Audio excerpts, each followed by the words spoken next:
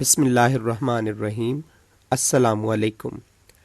In the context of PPSC exam, this is the second lecture. This lecture provides the instructions how to attempt the PPSC written test for the post of lecturer, subject specialist or assistant professor. Before entering the examination hall, the candidates must be acquainted with the nature of written test. PPSC written test for the post of lecturer, subject specialist or assistant professor means one paper objective test having the weightage of 100 marks for 100 MCQs. Question paper and bubble sheet. In the examination hall, the candidates are provided a question paper and a bubble sheet. Question paper is the paper on which the questions or MCQs are written. Bubble sheet is also known as OMR sheet. OMR stands for Optical Mark Recognition. OMR sheet is the standard protocol in multiple choice questions in PPSC tests. The candidate has to transfer the right answers to the bubble sheet carefully. Negative marking. Negative marking will be done and 0.25 marks shall be deducted for each wrong answer in the multiple choice, objective or MCQ papers. So be careful while ticking the right option.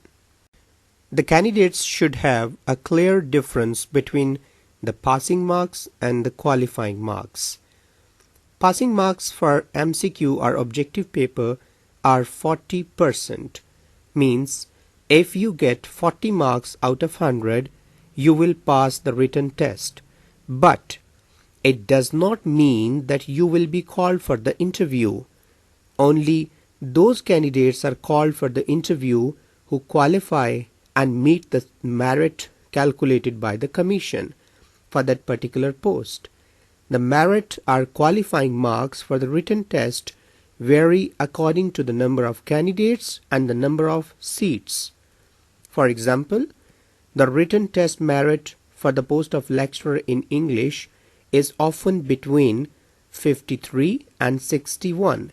So, the candidates who get 53 to 61 marks in the written test actually pass the test and they are called for the interview. In 2017, the merit for the post of lecturer English male was 54.5 and the merit for the post of lecturer English female was 53.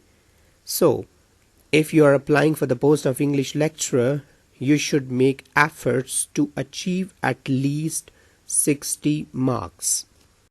It is important to know what are the necessary documents and paper equipment you should take with you to the examination hall. Admission letter for written test. The candidate is expected to bring admission letter for written test that is uploaded collectively on the website by the Commission. CNIC. Production of valid computerized national identity card for the purpose of appearing in the written test by the candidates is mandatory requirement, provided that in case computerized identity card has expired or lost, the officer in charge of the center shall allow such a candidate provisionally to appear in the written test on production of valid original passport or service card or any other valid or authentic original document to the satisfaction of the center in charge, provided further that the center in charge shall obtain an undertaking on the matter from the candidate to the effect that he or she shall produce the original valid CNIC at the time of interview, failing which his or her candidature shall be cancelled. The center in charge shall annex such undertaking with the attendance sheet of the candidate. Paper equipment. The candidates should bring their own writing material such as pointer, ballpoint, marker. Only blue or black ink should be used. In order to fill the bubbles on the bubble sheet, you should use marker as it saves the time. If you use ballpoint to fill the bubbles, it takes a lot of time. So use marker and save your time. You should also take your wristwatch so that you may keep an eye on the time. You should also take with you your water bottle to keep yourself hydrated and fresh. So here are some important MCQ test taking tips. Paper instructions. Read the instructions carefully given in the beginning of the question paper. Read the complete question carefully. Read a multiple choice question in its entirety before glancing over the options. Students often think they know what a question is asking before reading it and jump straight to the most logical answer. This is a big mistake and can cost you dearly on multiple choice exam. So read each question thoroughly before reviewing the options. First, answer the question in your mind. After reading a question, answer it in your mind before reviewing the options. This will help you to avoid the wrong options. Remove the wrong options in your mind. Eliminate answer options which you are 100% sure are incorrect before selecting the answer. Even when you know the right answer, first eliminate the wrong options. It will ensure that your answer choice is correct. Using the process of elimination, cross out all the answers which are incorrect, then focus on the remaining answers. Not only does this strategy save time, it greatly increases your likelihood of selecting the correct answer. Choose the best option. It's important to select the best answer and not just an answer that seems correct. Often, many answers seem correct, but there is typically a best answer, so think for the best. Read each given option. Read every option before choosing a final answer. This may seem like a no-brainer to some, but it is a common mistake the candidates make. As we pointed out in the previous section, there is usually a best answer to every multiple choice question. If you quickly assume you know the correct answer, without first reading every answer option, you may end up not selecting the best answer. Solve the paper in at least 3 attempts or readings. In the first reading, answer only those questions you know.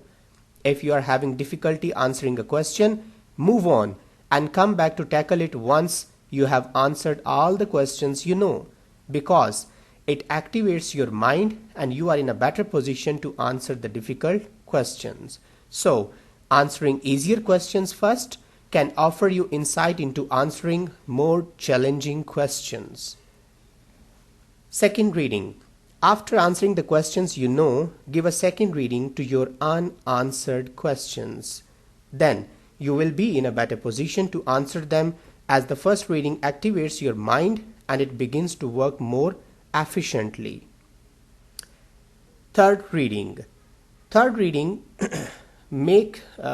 third reading, make an educated guess for any question you are unsure about.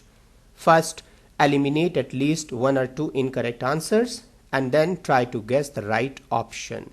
But if you know nothing about the question and its options and you are 100% unsure about the right option, then leave it to avoid the negative marking.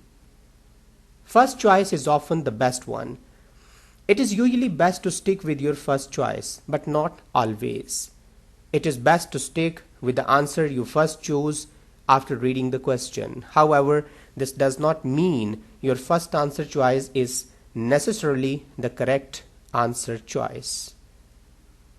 All of the above and none of the above. Sometimes you encounter the choices all of the above and none of the above.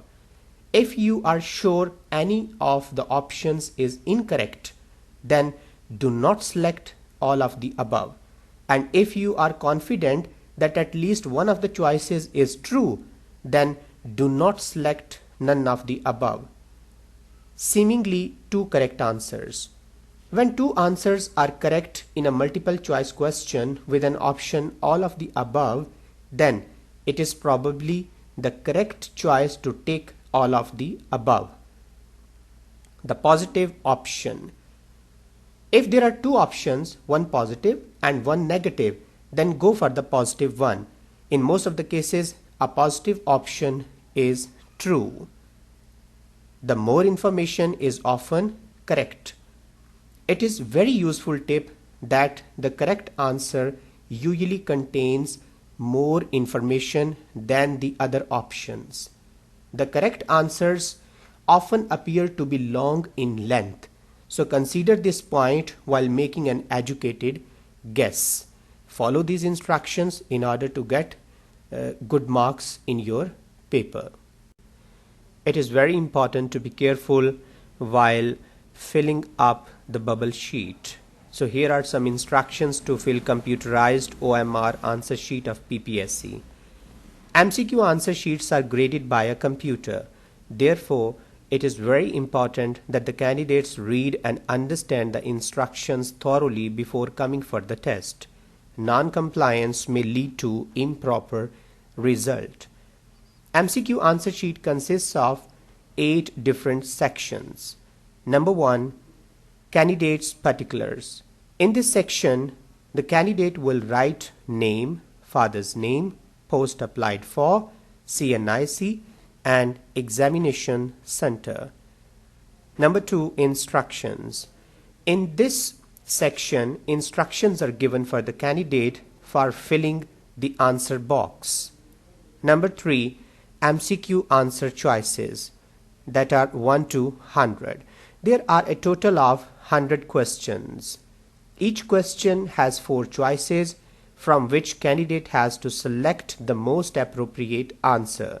Against each question, one line of options from A to D is given.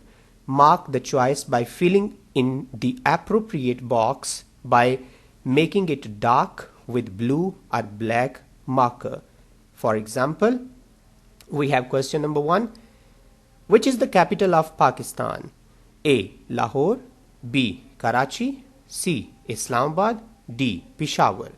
The correct answer is Islamabad, that is C. Hence, the box C should be filled in the line opposite question 1 on the answer sheet. If the boxes are filled improperly, the grading computer will mark them as incorrect. For example, if a box is filled partially, the computer will consider it as incorrect. If you try to fill 2 boxes, it will also be considered as wrong. And even if your ballpoint goes out of control and some marks show up on the option boxes accidentally, then those answers will be graded as incorrect. Signature of candidate. In this section, the candidate will affix signature in the signature box only. Signatures going out of the signature box may reject answer sheet to process through grading machine. Number 5, office use. This section is for office use only. The candidate should not write anything in this area. Number 6, roll number filling section. In this section, the candidate will write roll number.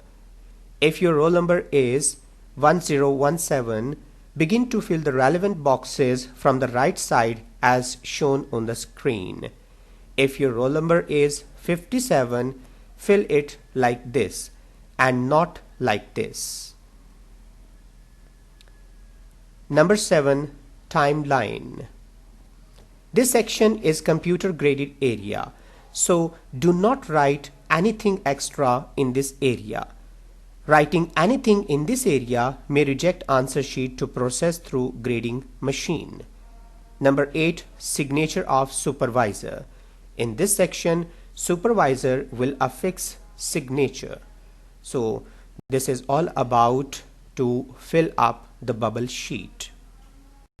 Now let's turn to the general instructions for the candidates.